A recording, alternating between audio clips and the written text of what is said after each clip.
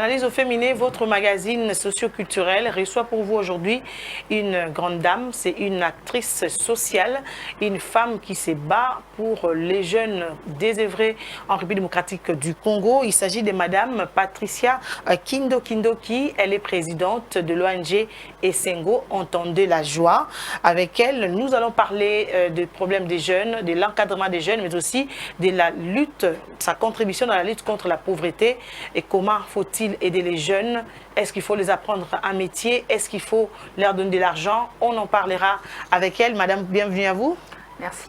Comment allez-vous? Je vais très bien, merci, et vous? Oui, ça va. Alors, notre sujet aujourd'hui, c'est la lutte contre la pauvreté. Vous aidez les jeunes désœuvrés à RDC. Alors, qu'est-ce qui vous a motivé à créer d'abord cette plateforme Esengo? La plateforme Esengo, je l'ai créée parce que ça vient de très très loin en fait. Il y a de cela plusieurs années quand j'étais à l'école. Donc j'œuvrais déjà avec des amis. Et donc, on était déjà dans cet amour et tout d'accompagner les jeunes. Alors, j'ai pensé aussi à mon père, en fait, qui, lui, il a beaucoup œuvré, en fait, dans la fondation FKD, Fondation Kindoki pour le développement. Donc, je me suis dit, en fait, pourquoi ne pas créer pour moi et que je puisse aussi contribuer pour la relève. Okay. Donc, c'est vraiment pour ça que moi, j'ai pensé à créer mon ONG dans le souci, en fait, de voir l'autre et de savoir qu'avec le petit que j'ai, je peux aussi contribuer à l'évolution des jeunes qui sont, et que moi aussi je suis passée par là. Et je connais un peu les parcours des jeunes qui sont très compliqués et on sait un peu que nous, aujourd'hui, nous en tant que femmes, on peut aider. Le fait de porter des enfants, on connaît un peu tous ces qui ont dit... Quelle est la procédure pour l'accompagnement? Et cette procédure-là, on l'a en nous. Et en tant que femme aussi, je me dis comment je peux contribuer à ça en fait. Alors, d'accord. Alors, quels sont les objectifs poursuivis par votre structure? Donc, les objectifs qu'on poursuit, c'est la formation, c'est l'accompagnement de la réinsertion, donc dans la création d'emplois. Créer l'emploi, comment créer cet emploi? Donc moi, le premier objectif, je me disais, en fait, tout le monde va dans l'optique de se dire, on a besoin de financement. Moi, je n'allais pas dans cet objectif-là. J'allais voir des sociétés et je leur disais, en fait, combien de places avez-vous pour engager les jeunes? Pour engager des jeunes. Okay. Alors, moi, je leur disais, c'est moi qui fais la formation et j'accompagne ces jeunes-là. Et qu'est-ce que je fais d'autre? Je fais un suivi. Parce que ça, c'est très important. On comprend très bien qu'on peut trouver un emploi, mais s'il n'y a pas de suivi derrière, on a un gros problème. Et donc, moi, vraiment, l'optique, c'était ça, les accompagner, apporter un plus à notre jeunesse congolaise, et après, retirer, en fait, ce qu'on appelle aujourd'hui Shege Kuluna, qui deviennent aujourd'hui, qui vont devenir plus tard, des incidents. Pour nous-mêmes, la population. Aujourd'hui, moi j'ai créé mon ONG en 2012. Nous remarquons bien que des années sont en train de se passer. Au moment que moi j'avais créé, il n'y avait que des Shege, des Kuluna. Mais aujourd'hui, nous avons pire. Nous avons la violence. Nous avons des gens qui sont kidnappés, qui se passaient pas. Le kidnapping aujourd'hui est exagéré. Donc nous, en fait, on disait, dans un groupement des défavorisés, en fait, vous avez toujours un élite. Et nous, on allait vers l'élite et je discutais avec l'élite pour comprendre en fait quelle est sa motivation d'abord de faire tout ce qu'il fait. Parce que les jeunes ne sont pas seuls en fait.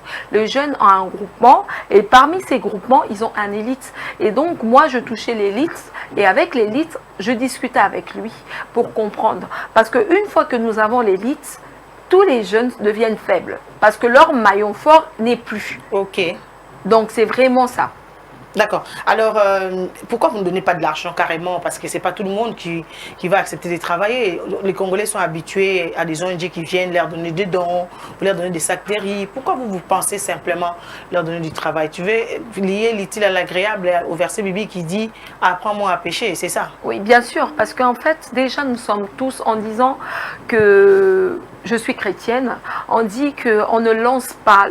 On ne peut pas lancer comme ça dans le vide. On se dit que je vais lancer mon abat et je vais attraper mon poisson.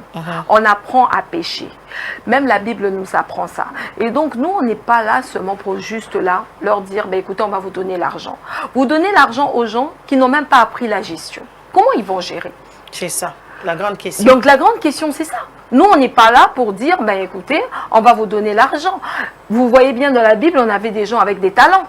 Il y en a d'autres qui ont gardé des talents. Mais on a une personne qui, lui, a multiplié ces talents-là. Voilà. Et je pense que ça, déjà, c'est notre apport qui est un apport positif. Tu ne peux pas jeter des grains en plein caillasse. Si tu veux jeter des grains, il faut savoir semer ces grains-là. Et pour semer, il faut savoir qu'il faut avoir un terrain, il faut avoir tout au préalable. C'est pour ça que c'est très important la formation. C'est pour ça que c'est très important l'accompagnement. C'est pour ça que c'est très important leur valoriser déjà ça. Parce que c'est bien bon de leur donner l'argent. Okay. C'est bien bon de financer, de se dire oui, on va venir, on va leur donner à manger. Mais ce qui est meilleur, c'est de les apprendre à pêcher. Mais comment les apprendre à pêcher? C'est ça aussi la grande question. Donc, c'est ce que vous faites, oui. Les apprendre à pêcher petit à petit par des formations, oui, par leur trouver des emplois. Alors, 7 ans déjà d'existence, quelles sont vos réalisations? Ben, nos réalisations, nous avons fait plusieurs choses. Au premier regard, en 2012, nous avons réintégré plusieurs défavorisés. On avait une équipe de plusieurs défavorisés qui ont trouvé des emplois, qui aujourd'hui sont meilleurs que hier. Et donc, après, en 2013, nous avons organisé un GETRES. Un GETRES, en fait, c'était un échange entre la Turquie et la RDC. Et donc, où nous avons accompagné aussi beaucoup de gens. On a accompagné les artistes et nous avons accompagné, en fait, un échange de culture. Et là, ça a permis, en fait, aux artistes qui sont plus précisément à Royal de se retrouver aussi, de vendre leurs produits, de se retrouver. Okay. En 2014, nous avons commencé à faire des descentes sur terrain qui nous ont permis en fait d'avoir des terres vers les Bondundu pour mettre en place en fait tout ce qui est agriculture. Et après, nous avons aussi travaillé, moi en fait, je suis membre de la FEC où aussi je travaille en fait en contribuant avec la FEC Femmes. Donc nous faisons de formation. Donc j'ai fait une descente au Bas-Congo, d'où je viens, parce que je suis Mukongo, donc je suis Muntandu. Donc okay. Je suis allée à Kisantu où nous avons formé plusieurs femmes. Et ça nous a permis en fait que ces femmes-là, aujourd'hui, puissent avoir en fait le financement. Et j'ai eu accompagné des projets, des femmes, et ces femmes ont eu leur financement par la FEC. Et nous étions comme des maillons de la FEC. Okay. Et nous avons contribué pour. Et aujourd'hui, j'ai lancé aussi ma chaîne de boulangerie. J'ai commencé avec une chaîne de boulangerie qui a de cela 2 ans que j'ai lancé. Et ça me permet aujourd'hui de me dire que je commence petit à petit à atteindre mes objectifs qui ne sont pas encore finis, réel, mais je commence petit à petit à me dire que l'oiseau va faire son nid. D'accord. Alors, quelles sont les difficultés que vous rencontrez avant de finir cette émission? Mais vous savez, je rencontre beaucoup de difficultés. Déjà, vous savez, en tant que femme, on a beaucoup de contraintes. En tant que femme... En tant que femme en plus mariée. En tant que femme mariée, mère de 5 enfants. Vous n'avez pas l'air. Donc, on a beaucoup de contraintes. Donc, ce qui veut dire que ça nous permet en fait de comprendre que ce n'est pas facile en tant que femme. Mais nous, on vient pour motiver la femme. De se dire, il ne faut pas baisser les bras. On ne peut pas oublier que nous, en tant que femmes, nous avons porté les hommes aujourd'hui qu'on appelle autorités.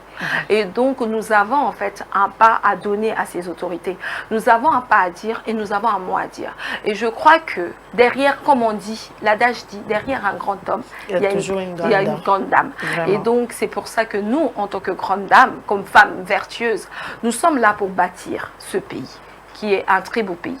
Et donc, nous sommes là pour accompagner ces femmes, nous sommes là pour motiver ces femmes, nous sommes là pour former ces femmes, et nous sommes là pour dire qu'il y a un Congo meilleur.